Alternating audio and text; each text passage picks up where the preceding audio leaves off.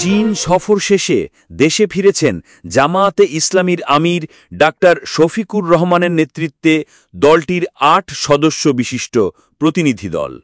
মঙ্গলবার রাত ৯টার দিকে হজরত শাহজালাল আন্তর্জাতিক বিমানবন্দরের ভিআইপি লাউঞ্জে ঢাকাস্থ চীনা রাষ্ট্রদূত ইয়াও ওয়েনের নেতৃত্বে একটি টিম ডাক্তার শফিকুর রহমানকে ফুল দিয়ে স্বাগত জানান। এ সময়ে জামাত আমির বলেন, আমরা প্রথমে সাংহাই যাই, সেখানে বেশ কয়েকটি গুরুত্বপূর্ণ বৈঠকে করি। এক পর্যায়ে সাংহাই সিটি গভর্নমেন্টের উচ্চ পর্যায়ের কর্মকর্তাদের সঙ্গেও আমাদের মিটিং হয়। সাংহাই সিটি কর্পোরেশন চীনের একটি বিশেষ গুরুত্বের দাবিদার। ইতোমধ্যে তারা ঢাকা বিশ্ববিদ্যালয়ে একটি চাইনিজ কর্নার উদ্বোধন করেছে, যাতে দুই দেশের ভাষা ও সংস্কৃতির বোঝাপড়া ও বিনিময় আরও বাড়ে।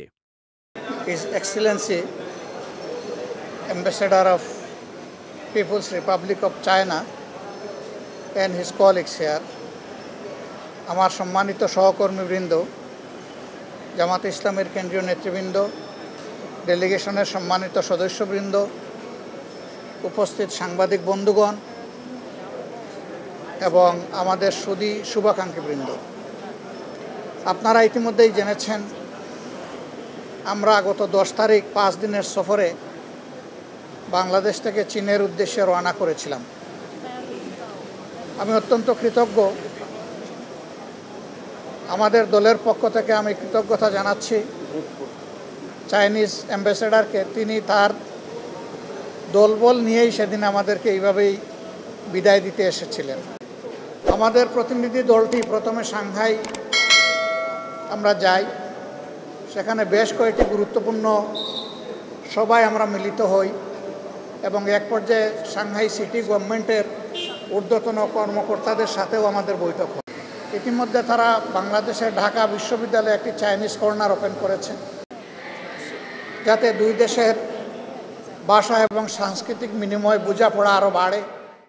আমরা তাদেরকে অনুরোধ করেছি শুধু ঢাকা বিশ্ববিদ্যালয়টাকে সীমাবদ্ধ না রেখে আগামী বছরের মধ্যে আরও 3টি বড় পাবলিক বিশ্ববিদ্যালয় সেটা ওপেন করার জন্য।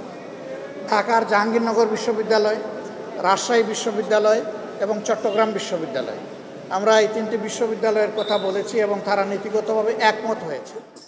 তিনি বলেন, চায়না কমিউনিস্ট পার্টির দাওয়াতে আমাদের এই সফর ছিল, তবে সেখানে সরকারি কর্মকর্তাদের সঙ্গেও আমাদের মতবিনিময় হয়েছে। তিনি বলেন, গত ৩৫ বছরে চীন অনেক উন্নতি করেছে। তারা কিভাবে, কেন এই উন্নতি করেছে সেই বিষয়ে আমরা জানার চেষ্টা করেছি।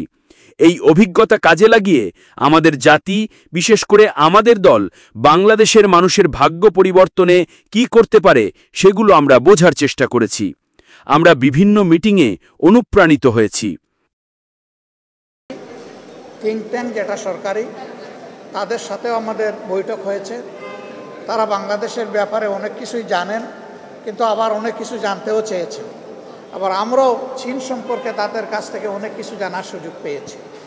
মূলত আমাদের এই সফরটি ছিল চাইনিজ সিপিসির দাওয়াতে, অর্থাৎ কমিউনিস্ট পার্টি অফ চায়নার দাওয়াতে, কিন্তু সেখানে সরকারি কর্মকর্তাদের সাথেও আমাদের বিভিন্ন মত বিনিময় সভা অনুষ্ঠিত হয়েছে। জামাত আমির বলেন, আমরা তাদের বলেছি অতীতে কিছু দেশ একটি দলের সাথে সম্পর্ক রাখত।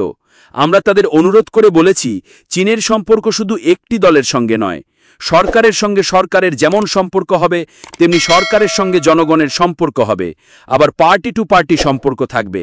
তারা এটাতে ইতিবাচক মনোভাব দেখিয়েছেন। আমরাও তাদের সাথে সব দলের বিষয়েই কথা বলেছি। যে কয়টা জায়গায় আমরা মিটিংয়ে মিলিত হয়েছি, আমরা তাদের বন্ধুত্বপূর্ণ আন্তরিকতা উপলব্ধি করেছি। তারা এক ধাপ এগিয়ে বলেছেন যে এখন বাংলাদেশ শুধু আমাদের একটা ফ্রেন্ড কান্ট্রি নয়, এখন থেকে আমাদের নাইবর কান্ট্রি। ফ্রেন্ড দুনিয়ায় অনেক থাকে, কিন্তু নাইবর সবাই হয় না। তো তারা এই মর্যাদা এখন বাংলাদেশকে দিচ্ছেন, আমরা অত্যন্ত আনন্দিত। এর আগে গত 10 জুলাই জামাত ডাক্তার শফিকুর রহমানের নেতৃত্বে 8 সদস্য বিশিষ্ট একটি প্রতিনিধি দল চীন সফরে গিয়েছিলেন।